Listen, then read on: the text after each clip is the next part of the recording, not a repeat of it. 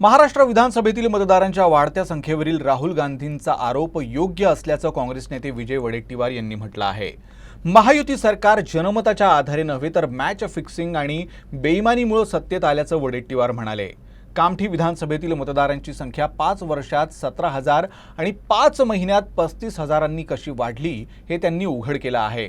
या दरम्यान वडेट्टीवार यांनी भाजप प्रदेशाध्यक्ष चंद्रशेखर बावनकुळे यांच्यावरही हल्ला चढवला आणि त्यांनी दिलेले आकडे पूर्णपणे बनावट असल्याचं म्हटलं आहे। इतकंच नाही तर वडेट्टीवार यांनी या मुद्द्यावर सार्वजनिक चर्चेचंही बावनकुळेंना आव्हान दिलंय। हे काहीतरी चुकीची माहिती देत आहेत। मतदान बंद झाल्यानंतर जे मतदान झाले वाढले 2009 पासून ते साधारणतः 2.5% ते 3% वाढलेले आहे। परंतु यावेळेस मात्र विधानसभेच्या निवडणुकीमध्ये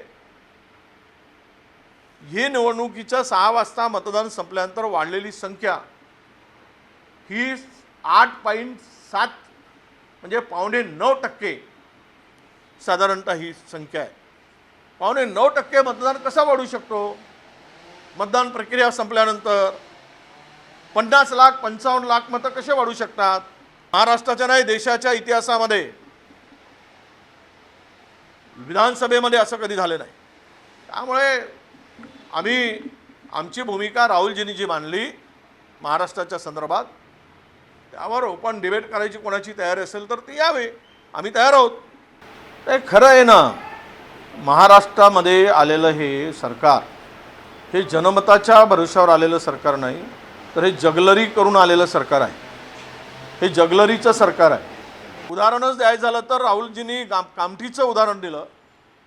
कामठीच्या म्हणजे कामठीमध्ये ज्यावेळेस लोकसभेची निवडणूक झाली त्यावेळेस 5 वर्षात वाढलेली मतं ही जवळपास 17-18 हजार मतं होती आणि 6 महिन्यात वाढलेली मतं 35,000 झाली वाढली।